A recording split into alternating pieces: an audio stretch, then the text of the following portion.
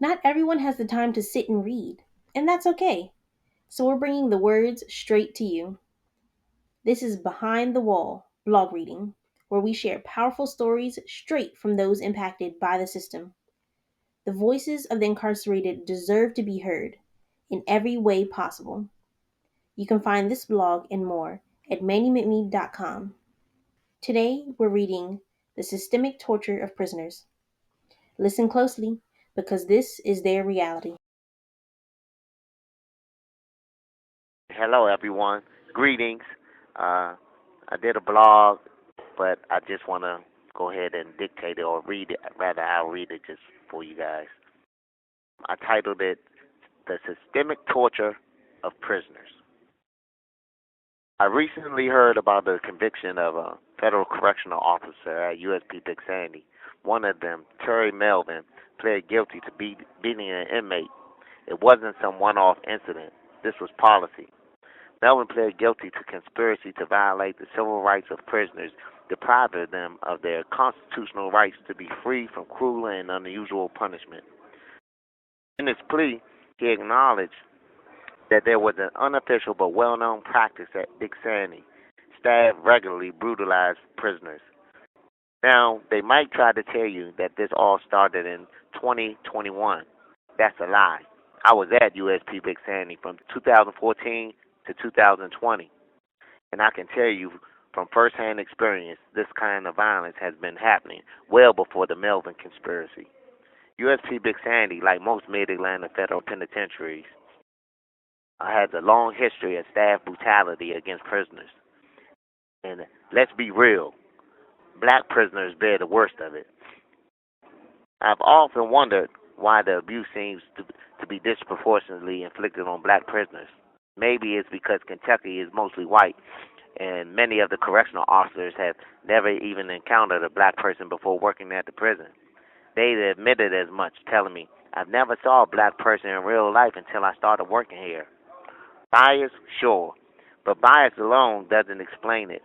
Maybe it's power, a dynamic where white staff control and dominate black prisoners without consequence.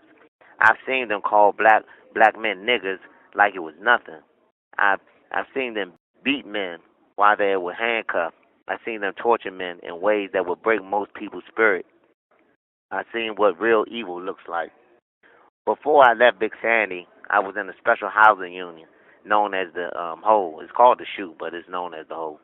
The Shoe has four ranges, two on the upper level and two on the bottom. On my range, there was one cell reserved for pure torture, a place known as the four-point cell. Here's how it worked. A prisoner would be taken in and strapped down to a concrete slab, arms and legs stretched out. He would remain there for at least 28 to 30 hours or often longer. He would beg to use the bathroom and told to defecate on himself. He would plead for release only to be ignored, mocked, and further brutalized. He Eventually, he would start begging to talk to someone because conversation was the only thing that could help ease the suffering. And then, eventually, the worst part, most every man in that cell reached a breaking point, and he would say, "Please, if I don't make it, tell my family I love them." Every single one of them believed they were going to die in that cold concrete on that cold concrete slab.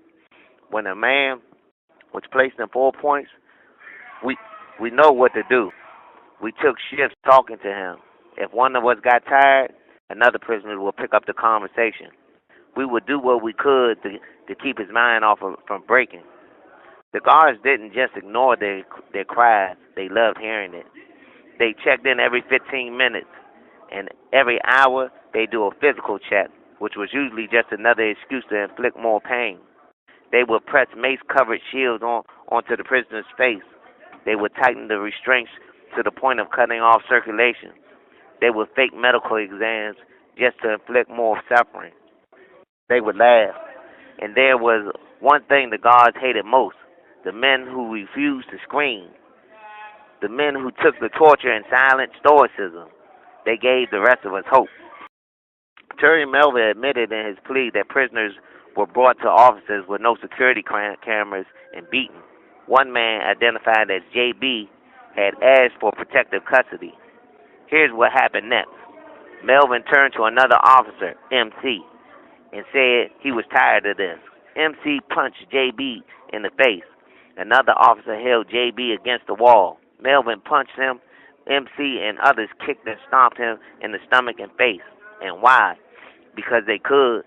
Because in the blind spot there was no cameras, where no cameras could see them.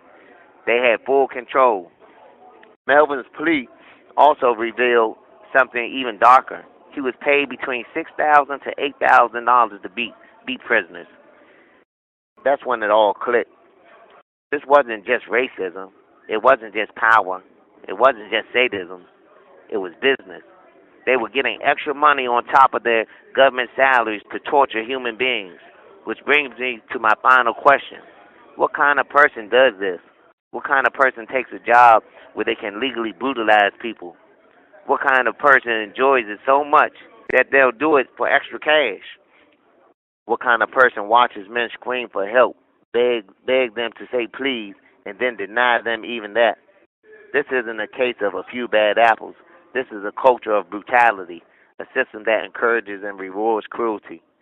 And we're supposed to believe that these are the people keeping society safe? When I hear about these convictions, I don't celebrate. Why? Because Terry Melvin is just one name in a long list of abusers. Because for every one guard that gets caught, there are hundreds that still getting away with it. Because prisoners are still being brutalized while the world turns a blind eye. Because the system is still running exactly as it was designed to do. And until that change, we will not stop fighting for justice. Manumission is the mission. And I'm going to leave y'all as I came in peace.